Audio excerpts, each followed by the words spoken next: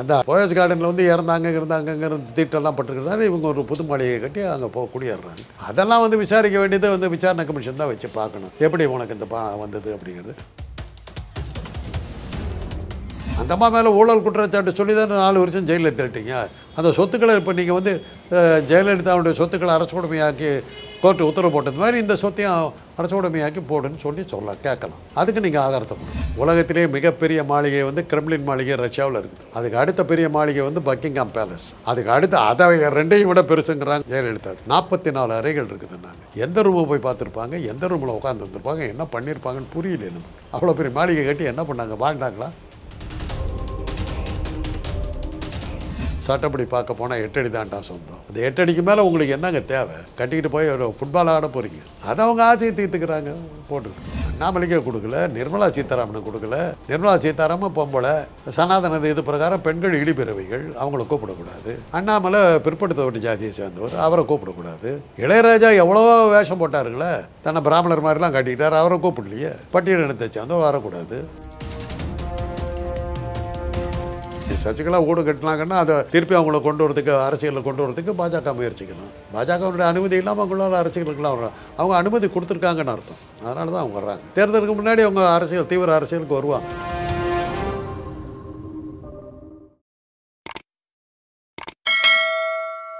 Sir வணக்கம் sir. Poes garden அப்படின்னு சொன்னால் நம்ம எல்லாருக்குமே ஞாபகத்துக்கு வருது ஜெயலலிதா அவர்கள் வீடு. இப்போ ஏன்னா அந்த வீட்டுக்கு அப்படியே எதிர்த்தாப்புல அதை விட பிரம்மாண்டமாக வந்து சசிகலா அவர்கள் வந்து ஒரு வீடு கட்டி இப்போ திறந்துருக்காங்க சார். அதை எப்படி பார்க்குறீங்க? இப்போ சசிகலாவும் ஜெயலலிதாவும் வெவ்வேறு இல்லையா, 2 பேரும் ஒன்று தான். ஜெயலலிதாவுக்கு வந்து ஒரு முதலமைச்சர் ஆகிறதுக்கான அடிப்படை இதெல்லாமே வந்து நடராஜனுடைய ஆலோசனையில் தானே இந்த மேலே வந்தது. அந்த வகையில் சசிகலா வந்து வேறு ஆள் இல்லையா, அவங்க 2 பேரும் ஒன்று தான். அந்த போயஸ் கார்டனில் வந்து இருந்தாங்கங்கிறது தீட்டெல்லாம் பட்டுருக்கிறதால இவங்க ஒரு புது மாளிகையை கட்டி அங்கே குடியேறாங்க. அதெல்லாம் வந்து விசாரிக்க வேண்டியது வந்து விசாரணை கமிஷன் தான் வச்சு பார்க்கணும், எப்படி உனக்கு இந்த வந்தது அப்படிங்கிறது. அவங்க சொந்தக்கார பொண்ணுங்கிறது யாரோ தீபாவோ யாரோ அவங்கெல்லாம் தான் போராடணும். ஏன்னா அது வந்து தனிப்பட்டவருடைய சொத்து. அதில் வந்து அரசாங்கத்தினுடைய இது என்ன இருக்குதுன்னு பார்க்க முடியாது. அந்த அம்மா மேலே ஊழல் குற்றச்சாட்டு சொல்லி தான் 4 வருஷம் ஜெயிலில் தள்ளிட்டீங்க. அந்த சொத்துக்களை இப்போ நீங்கள் வந்து ஜெயலலிதாவுடைய சொத்துக்களை அரசுடைமையாக்கி கோர்ட்டு உத்தரவு போட்டது மாதிரி இந்த சொத்தையும் அரசுடைமையாக்கி போடுன்னு சொல்லலாம், கேட்கலாம். அதுக்கு நீங்கள் ஆதாரத்தை கொடுக்கணும். ஏன்னா அந்த இடம் வந்து என்னன்னா அவங்க ஜெயலலிதா அவர்களுடைய பார்க்கவர்கள் வந்து கார் நிப்பாட்டுறதுக்கோ அவங்களோட வாகனம் நிறுத்துவதற்காக வச்சிருந்த இடம் தான். இப்போ அந்த இடத்துல தான் வந்து சசிகலா அவர்கள் வந்து ஒரு வீடு கட்டியிருக்குதா அந்த வட்டார வழக்கு வந்து பேசிகிட்டு இருக்காங்க. அப்படின்னாக்கா அது போயஸ் கார்டன், அந்த அதுக்கு சொந்தமான நிலம். அப்போ அதையும் வந்து அரசாங்கத்துக்கு கோர்ட்டு உத்தரவு பிரகாரம் அதுவும் அரசாங்கத்துக்கு தான் போகணும். அப்படி தான் போகும். ஒருவேளை அப்படி இருந்ததுன்னா இப்போ ஜெயலலிதா அவர்கள் வீடை விட ஒரு பங்கு வந்து பெருசாக தான் அந்த வீடை கட்டியிருக்காங்களா சார்? இப்போ அதுக்கு என்ன காரணம் இருக்கும் சார்? ஒருவேளை அவங்களோட நம்ம வந்து கொஞ்சம் அந்த இடத்துல பெரிய ஆளுன்னு காட்டிக்கலாம். அதில் என்ன இருக்குது, காசுக்கு வெள்ளையாக்கணும், இல்லாட்டி போனால் யாராவது தூக்கிட்டு போடுவாங்க. ஒரு கட்டணமாக கட்டி வச்சுக்கலான் இருக்காங்க. அதில் ஏன்னா கொடநாட்டு மாளிகை இருக்குது. உலகத்திலே மிகப்பெரிய மாளிகை வந்து கிரெம்ளின் மாளிகை ரஷ்யாவில் இருக்குது. அதுக்கு அடுத்த பெரிய மாளிகை வந்து பக்கிங்ஹாம் பேலஸ். அதுக்கு அடுத்து அதை 2ஐயும் விட பெருசுங்கிறாங்க கொடநாட்டு மாளிகை ஜெயலலிதா. 44 அறைகள் இருக்குதுன்னாங்க. எந்த ரூமை போய் பார்த்துருப்பாங்க, எந்த ரூமில் உட்காந்து வந்துருப்பாங்க, என்ன பண்ணியிருப்பாங்கன்னு புரியல நமக்கு. அவ்வளோ பெரிய மாளிகை கட்டி என்ன பண்ணாங்க, வாழ்ந்தாங்களா? இப்போ அந்த அவ்வளோ பெரிய மாளிகை கட்டி அதை என்ன பண்ண போகிறாங்க? பட்டுக்கோட்டை ஏற்பாட்டு தான் இருக்குது. சட்டப்படி பார்க்க போனால் 8 அடி தாண்டா சொந்தம்.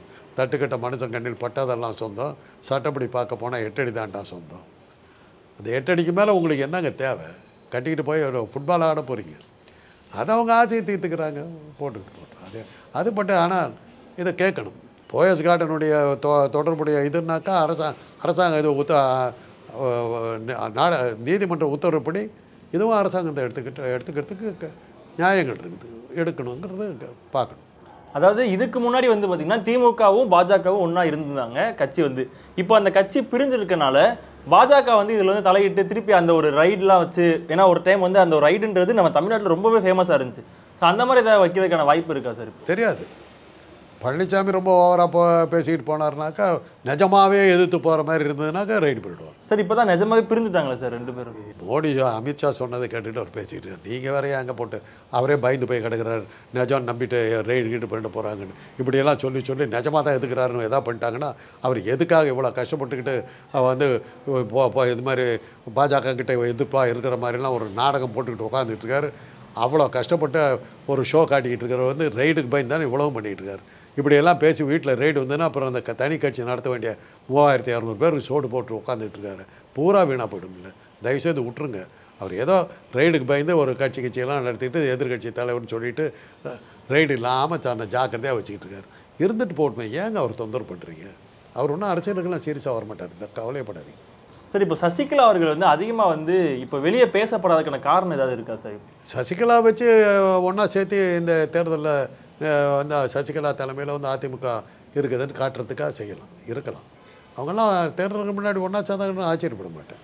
அதனால் வந்து பாஜக எதிர்ப்பு வாக்குகள் பூரா ஒன்றிணைந்த அதிமுகவுக்கு வந்தது, அதனால தான் அதிமுக வெற்றி அடைந்ததுன்னு சொல்கிறதுக்கு நியாயப்படுத்துறதுக்கு வழி இருக்குதில்ல, அதுக்காக அதை செய்யலாம். அப்போ ஒன்று சேர்ந்தால் வெற்றி பெறக்கான வாய்ப்பு இருக்கா சார்? இப்போ வெற்றி பெறது தான் நான் தான் சொல்லிட்டேனே, எப்படி வெற்றி பெறதுங்கிறது அவங்களுக்கு தெரியும். வாக்கு எந்திரம் இருக்கிற வரையிலும் அவங்களுடைய கூட்டணி அவங்க கட்சி ஜெயிக்கிறதுக்கு அவ்வளோ சுலபம் கிடையாது. தேர்தல் ஆணைய அதிகாரிகளை நீங்கள் வந்து கண்ணும் கருத்துமாக பார்த்து கட்டுக்குள்ளார வைத்தால் ஒழிய பாஜகவினுடைய வெற்றியும் வாக்கு எந்திரத்தினுடைய துணையோடு அவங்க பெறுகிற வெற்றியை தடுக்கவே முடியாது சார். அதாவது அந்த ஒரு டைமில் என்னென்னா சசிகலா அவர்களாக இருக்கட்டும், அதிமுகவாக இருக்கட்டும், பாஜகவாக இருக்கட்டும், எல்லாமே ஒன்றா இருக்கும்போது அவங்க சைடுமே எந்த ஒரு அழைப்புமே விடுக்கலை. ஒரு முதல்வருக்கு உதயநிதி ஸ்டாலின்லாம் கொடுத்துருக்காங்க, ஒரு அழைப்பு கொடுத்துருக்கும் போது ஏன் அதிமுக சைடு எந்த ஒரு அழைப்பு எது கொடுத்தாங்க? இது ராமர் இதுக்கு வந்து நம்ம இதில் அழைப்பு வச்சுருக்காங்க, ஆனால் நம்ம திமுக அவர்கள் வந்து இல்லை எங்களால் வர முடியாது அப்படின்னு சொல்லிட்டு உதயநிதி ஸ்டாலின் வந்து ட்வீட் போட்டு அண்ணாமலைக்கே கொடுக்கலைங்க. அண்ணாமலைக்கே கொடுக்கல, நிர்மலா சீதாராமனை கொடுக்கல. நிர்மலா சீதாராமன் பொம்பளை, சனாதன இது பிரகாரம் பெண்கள் இழிபிறவைகள், அவங்கள கூப்பிடக்கூடாது. அண்ணாமலை பிற்படுத்தப்பட்ட ஜாதியை சேர்ந்தவர், அவரை கூப்பிடக்கூடாது. இளையராஜா எவ்வளவோ வேஷம் போட்டாருங்களே, தன்னை பிராமணர் மாதிரிலாம் காட்டிக்கிட்டார், அவரை கூப்பிடலையே. பட்டியலினத்தை சேர்ந்தவர் வரக்கூடாது, அவ்வளோதான். இதுதானே காரணம். சனாதனத்துக்காக திறக்கப்பட்ட கோயிலில் எப்படி இழிபிறவையாக கருதப்படுகின்ற பெண்ணாக இருக்கிற நிர்மலா சீதாராமன் எப்படி கூப்பிடுவாங்க? திரௌபதி முர்மு அவங்களையே கூப்பிடலையே, அவங்களுக்கு அழைப்புதல் இல்லையே. அத்வானி சிந்தி இனத்தை சேர்ந்தவர், அதனால் அவர் இந்து மதம் இல்லாதவங்கிறதுக்காக அவரையும் கூப்பிடலையே. ஆக அது வந்து சனாதனத்துக்காக வைணவத்தை பின்பற்றுபவர்களுக்கு மாத்திரமே கொடுக்கப்பட்ட அழைப்பது, சைவர்களுக்கு கூட அழைப்பு கிடையாது. அதனால தான் சங்கராச்சாரியர்கள் எதிர்த்தாங்க. சார் இதனால் கட்சியில் ஏதாவது பிரிவு ஏற்படுற வாய்ப்பு இருக்கா சார்? ஏன்னா யாருனோ பாஜகக்குள்ளேயே இப்போ வந்து அவங்க இப்போ அண்ணாமலை அவர்களுக்கு வந்து கொடுக்கவில்லை, அதே மாதிரி இப்போ அதிமுக கொடுக்கல, இந்த மாதிரி முக்கிய பிரமுகர்கள் யாருக்குமே கொடுக்காததுக்கான வந்து பின்னாடி ஏதாவது இதெல்லாம் ஏற்றுக்கிட்டா தாங்க அந்த கட்சியில் இருக்க முடியும். அதனால் அவங்கெல்லாம் ஒன்றும் போராட மாட்டாங்க.